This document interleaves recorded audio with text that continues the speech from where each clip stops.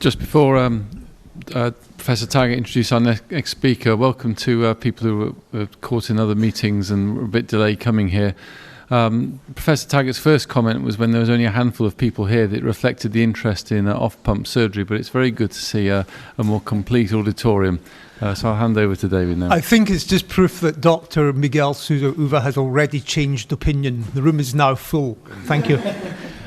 Our next speaker is Professor John Pepper. He clearly needs no introduction. He's been very active in many areas, both clinically and academically, in a wide spectrum of areas of cardiac surgery. And indeed, his main interest here, or one of his key papers, was a paper in the New England Journal of Medicine, being one of the first people to pour cold water on the concept of off-pump surgery. But just before he starts, I'd just like to ask the audience this: who routinely uses off-pump surgery in at least some of their cases? Can we get a feel for what the audience does? So many of the audience don't. Of the people who use it routinely, how many of you would use it in at least 50% of your cases? And of those people, how many would use it in at least 90% of your cases? So it's the same fanatics or advocates. Thank you, John. Can you persuade us otherwise? I'll try and be brief. Yes, okay. Of course, the Greeks and the Romans understood human nature, and so I am tempted to remind you of a very useful saying from a Roman playwright from the 4th century BC. You believe that easily that you wish for earnestly. And that happens a lot in surgery. So I'm sorry for the off-pump people. Now, off-pump surgery in Europe is a little bit dated, this slide, but this is the percentage of bypass surgery done off-pump. Very, very enthusiastic in Spain and Portugal and Belgium. Not so enthusiastic down here in Germany. And the overall Western Europe figures around about 15%. And actually the information I have in the United States is that actually the proportion is falling. So if it's so damaging and so bad using a cardiopulmonary bypass, why is off-pump not used by a majority of surgeons? Because I think when it started, and remember the reason that off-pump surgery started was primarily economic in South America in the late 70s and early 80s, and that is also a major reason why it's popular in Japan and in India. Whereas in North America and Northern Europe, the commercial companies fix things so that a very small stabilizer which you place on the heart is exactly the same price as a very large piece of equipment to do a cardiopulmonary bypass, which is obvious nonsense, but there we are. I would just emphasize that cardiopulmonary bypass is not a single commodity, and I'll come back to that in a moment. I mean, you can do cardiopulmonary bypass with or without cardioplegia, with or without clamping the aorta, so it's not a single commodity. So it's a slightly false distinction on pump, off pump. There is, as we've heard, a significant learning curve to off-pump surgery. Low-risk cases are nowadays not referred for surgery. They're normally treated in the cath lab. But concerns persist, particularly regarding adequate revascularization with brain damage, with myocardial protection, and also with a hypercoagulable state. Because often we may be referred patients, as we were discussing this morning, who are filled to the gills with double antiplatelet agents. So we did one of the early studies, and we found that not all was glorious about off-pump surgery. That was very interesting because it was followed by an enormous amount of hate mail on my... Not from me, by the way. on my email inbox, which I found rewarding because that obviously meant that we were near to the truth. Anyway, and here obviously are the troponin levels on pump and off pump. And yes, certainly, of course, the troponin levels are higher when you do off pump surgery.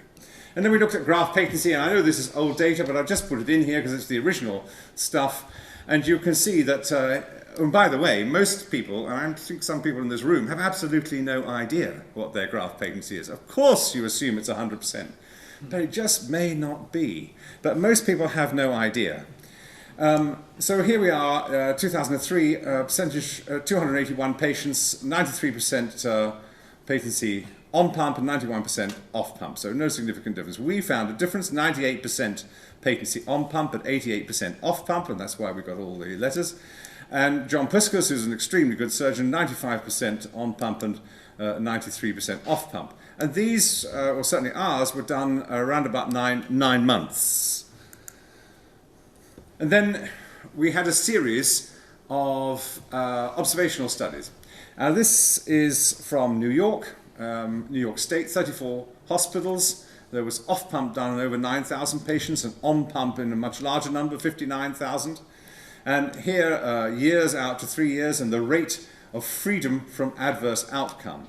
And you can see that the on-pump survival runs here, and the off-pump here, and the freedom from death and revascularization, again, the off-pump is here, and the on-pump is here. So this made people think, this is way back in 2004, but nevertheless, large group of patients.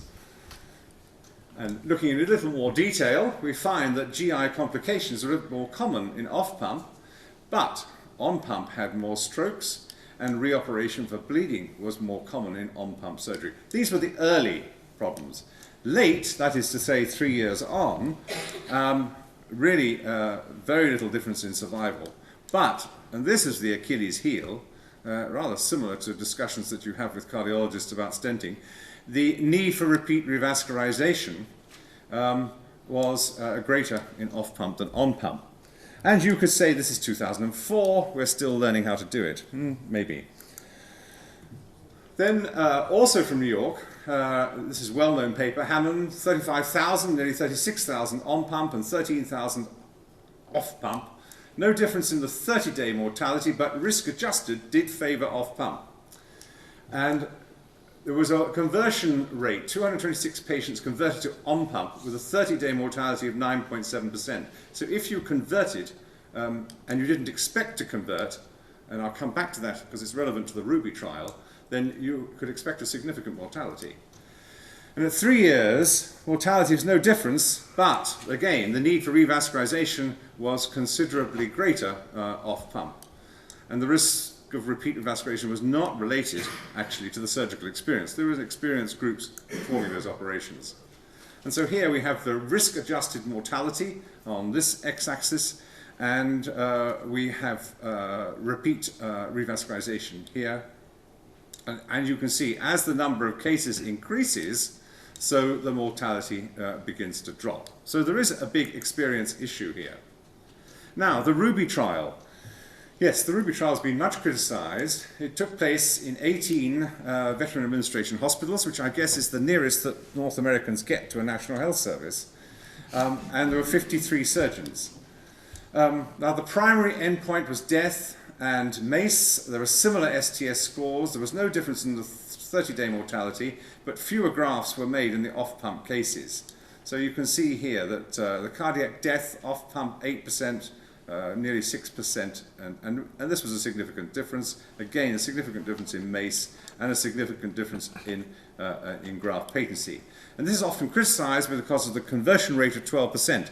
But actually, that's a slightly artificial figure in the sense that the conversion rate was when they decided, although the patient had been randomized to off-pump, the surgeon decided at the time of operation to convert. He didn't do it, or she didn't do it, because of difficulty in the middle of revascularization. So it's a slightly different meaning of conversion, which is quite important to realize, I think. Then the coronary trial. And we've heard about the coronary trial, and I apologize for the repetition, but it's kind of necessary. So 4,752 patients, 79 centers, 19 countries. So let's look at this. MACE at 1 year, really no difference. Recurrent angina, really no difference. Okay, this is at 1 year. But repeat revascularization, no significant difference, but moving in that direction. A little bit worrying, 1.4 versus 0.8. But interestingly, and remember, the part of the sales talk of off-pump surgery is that you wake up sharp as a pin, whereas after on-pump surgery, you're reading the newspaper upside down, you don't recognize your wife, and several days later you come around. Well, come on, we've all heard these stories. But actually no difference in Euroqual or neurocognitive outcomes. So the GOPCADE. Now this is interesting. patients over the age of 75. This is a German study. Okay, these are very experienced coronary artery surgeons. Taking patients over the age of 75, 2,539 of them, from 12 different centers in Germany. Number of grafts, well, it looks awfully similar to me, but statistically it turns out to be different. Death and MACE at 1 year, very similar. But again, you see, repeat revascularization required up to 30 days operation. So they found that off-pump coronary bypass surgery in a group of patients, which you might have expected because they're elderly and high risk to show a benefit, do not show a clear benefit. You believe that easily that you wish for earnestly. So, does OPCAB limit all those awful things that happened during cardiopulmonary bypass, which we were all extremely concerned about 15, 20 years ago, and we're still concerned, but modern cardiopulmonary bypass, the incidence is lower than it was, particularly if the period of extracorporeal perfusion is less than a couple of hours. So inflammatory changes in biomarkers, stroke and neurocognitive changes, the quality of life, renal function, and gender. Do women do worse? So inflammatory changes. Well, off-pump is associated with less activation of complement.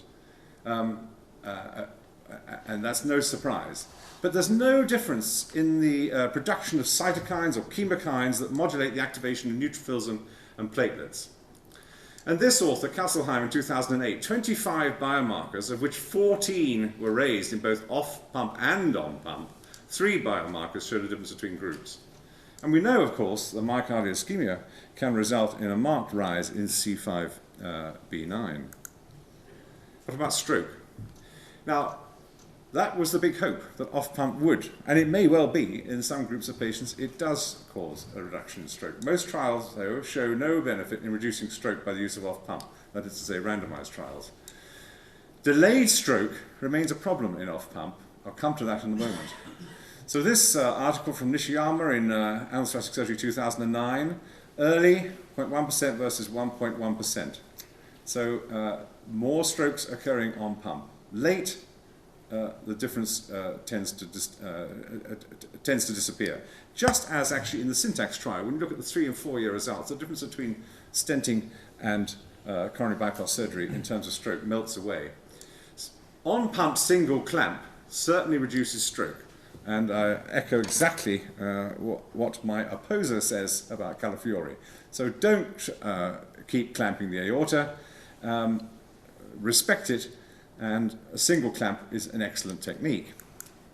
This is old data, but just to remind you that if, and this must have been a heck of a study to do at the Hammersmith, where the patients went down to the CT scan on day 0.